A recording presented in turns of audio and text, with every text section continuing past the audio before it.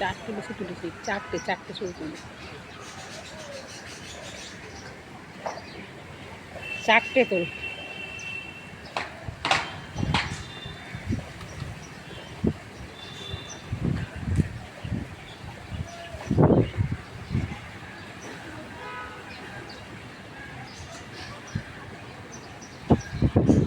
তোল চারটে।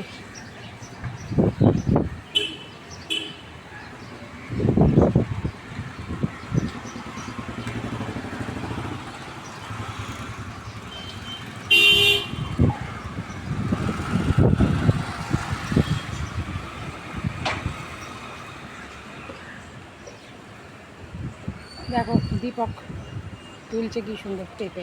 এইটুকুনি পেঁপে গাছে কি এত পেঁপে হবে, ঠাকুর একদম পড়ে দিয়েছে।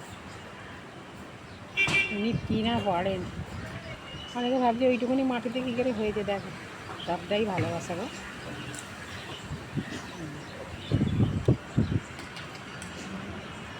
চলে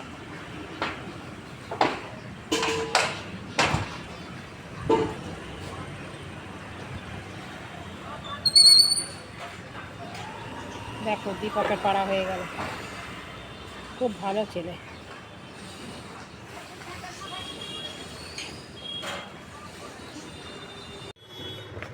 দীপক কতটা আমার বাধ্য, দেখো ওকে চারটে বলেছি, চারটেই নিয়ে এসছে।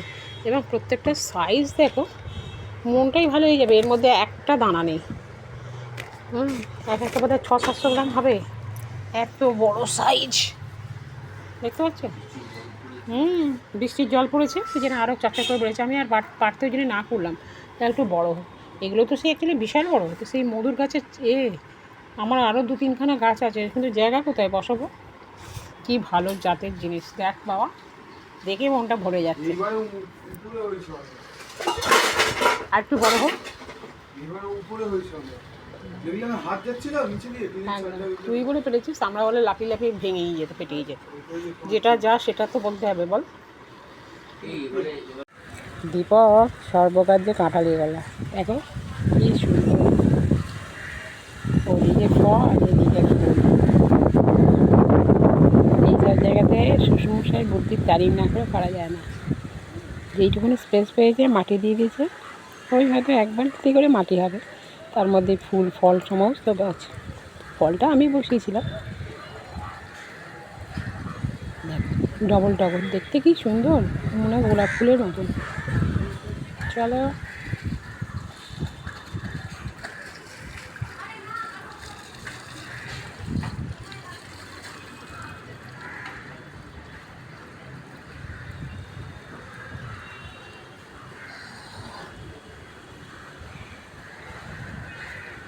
চলে।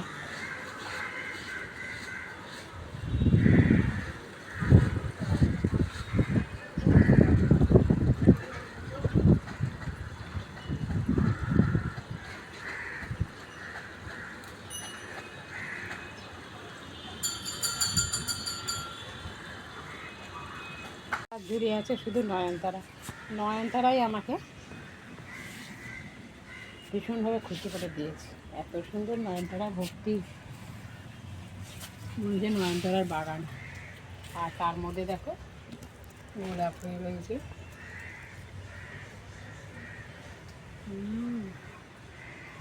দেখেছো রঙ্গন।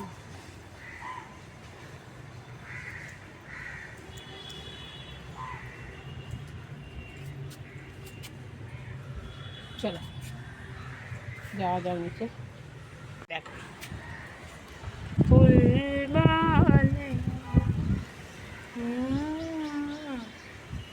দারুণ।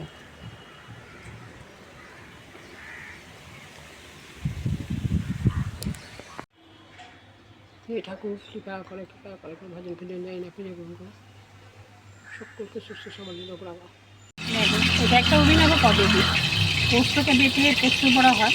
এটা আমি পোস্ত আর সাদা তিল, দেখো দেখতে পাচ্ছি সাদা তিল, আর তার মধ্যে আলু দিয়ে দিয়েছি, এতে নুন মিষ্টি দিয়েছি, আর কিছু কাঁচা লঙ্কা, টেস্ট হবে বলে কিছু কাঁচা লঙ্কা দিয়েছি।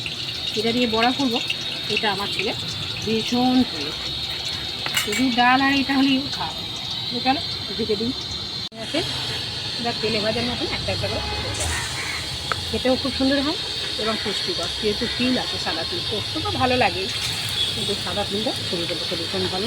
ডক্টররা অনেক সময় প্রেসক্রাইবও করেন সাদা তিলের জন্য, ব্রেন ঠান্ডা রাখে, স্কিন ভালো রাখে, মাথার চুল ত্বক ভালো রাখে। কিন্তু কি হচ্ছে, ঈশ্বর সমস্ত কিছুর মধ্যেই একটা না একটা জিনিস ভালো ইনক্লুড করে দিয়েছেন আর কি। সিজনাল ফ্রুটস থেকে আরম্ভ করে সমস্ত কিছু খাবার উপরে সমস্তটা নির্ভর করে। একটু তেল বেশি লাগলেও কিন্তু বাড়ির তৈরি তো ওমেগা 6 বা 9 হবে না মনে হয়। দেখে মনে হচ্ছে খুব ভালো হবে খেতে।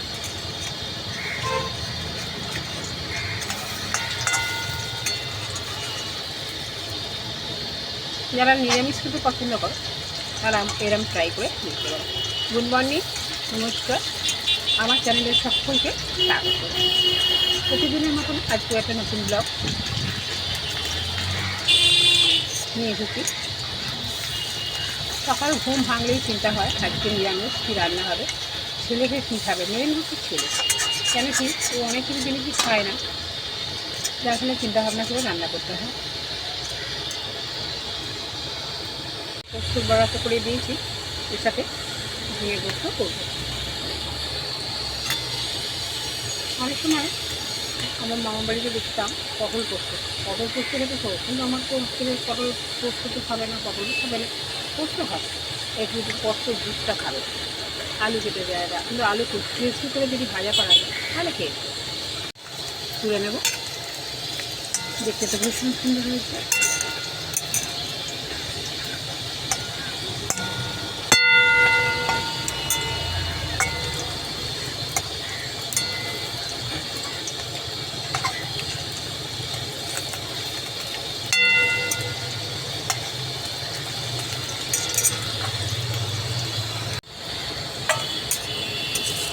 একটা করে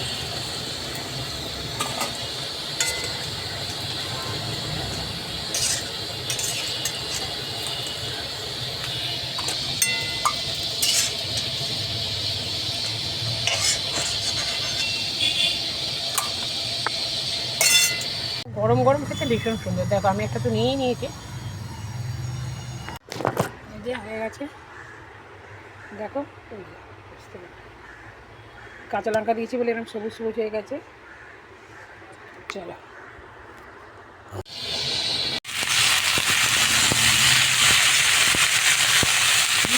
অন্যরকমভাবে করা না, গরমের সময় সামান্য রেসিপি বলতে এটাই হচ্ছে মেন জিনিস। বা শুক্তো খেতে খুব ভালো হয়, ভাজা হোক তাহলে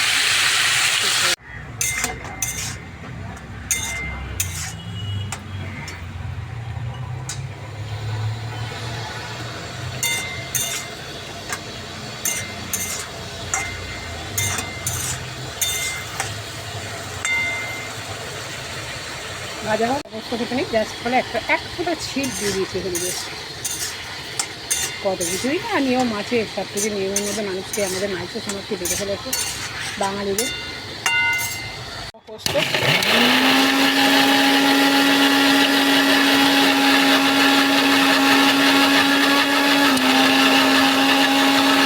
এই দিয়ে দিলাম পোস্তটা।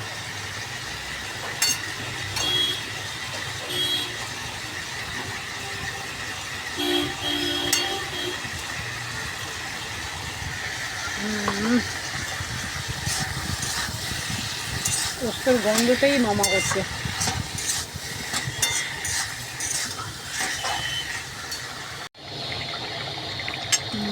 জম চাটনি ভীষণ সুন্দর খেতে, ঝাল, রাজস্থানি লঙ্কা দিয়ে তৈরি হয়। তোমরা টেস্ট করে দেখতে পারো, ট্রাই করে। এত ঝাল এবং এত টেস্টি, যে কোনো জিনিসের সাথে মানে মুড়ি থেকে আরম্ভ করে সবের সাথেই তোমরা এটা খেয়ে দেখতে পারো। একটু ঝাল ঝাল কিন্তু খেতে দারুণ, তার সাথে মানুষ সেন্টটা সুন্দর একদম। আমি তো পুরো ভাতে মাখিয়ে নিয়েছি, দেখো।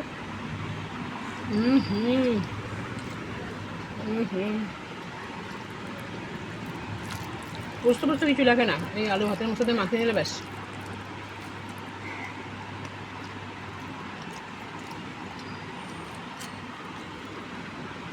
বেশ ভালো তেল থাকে।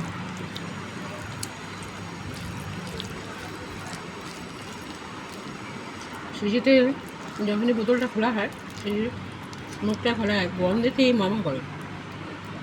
হুম হুম হুম হুম